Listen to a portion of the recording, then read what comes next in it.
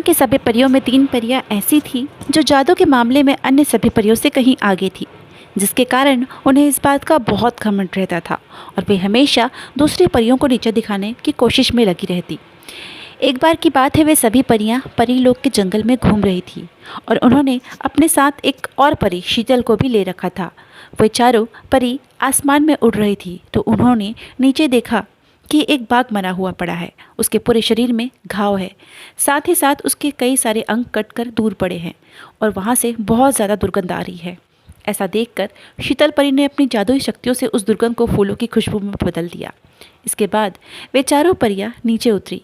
उस बाघ को ऐसी हालत में देखकर पहली परी ने कहा, मैं अपनी शक्तियों से इसके सारे अंग जोड़ सकती हूँ। दूसरी परी, मैं इस बाघ के पूरे घाव को ठीक करके बिल्कुल वैसा बना सकती हूँ जैसा यह जिंदा होने पर दिखता है। तीसरी परी, यदि तुम दोनों ऐसा कर दो तो मैं अपनी जादुई शक्ति से इसे कुछ पल के लिए जिंदा भी कर सकती हूँ। तीनों परियों की बात सुन करके शीतल परी ने कहा, इस बाघ को जिंदा करके हमें कोई फ़ायदा नहीं होगा, उल्टा यह तो हमें नुकसान पहुंचाने की कोशिश करेगा, इसलिए तुम तीनों इसे जिंदा करने की जिद छोड़ दो। इस पर तीनों परियों ने शीतल परी का मजाक उड़ाते हुए उसे कमज़ोर और डरपोक कहा।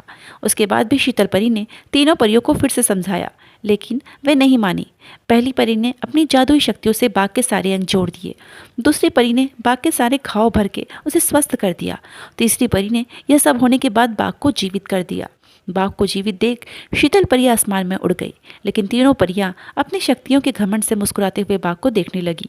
जैसे ही उस बाघ ने उन परियों को देखा, वह भूख से व्याकुल हो उठा और एक साथ उन तीनों पर झपट पड़ा। उन तीनों को इस प्रकार संकट में देखकर शीतल परी ने अपनी शक्तियों से बाघ को बांध दिया। वे तीनों परियां बाघ के हमले से बहुत घायल हो चुकी थी और खुद से अपना इलाज करने की हालत में भी नहीं रही। यह सब देखकर शीतल परी ने रानी परी तथा अन्य परियों को बुला लिया।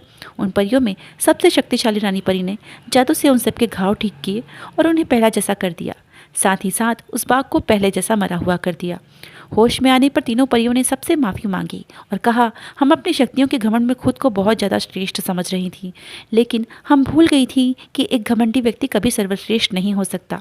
रानी परी सभी परियों को समझाते हुए कहा, तुमने बिल्कुल सही कहा, हमें अपनी शक्तियों पर घमंड नहीं करना चाहिए, वरना ये शक्तियाँ खुद ही हमें ले डुबेगी। साथ ही साथ में प्रकृति के साथ छेड़छाड़ नहीं करना चाहिए। मॉरल ऑफ द स्टोरी, जीना मरना तो चला ही रहता है। हमें प्रकृति के नियम भंग करते हुए बेवजह किसी को जीवित नहीं करना चाहिए, क्योंकि जो जन्म लेता है वह मरता भी ज़रूर है।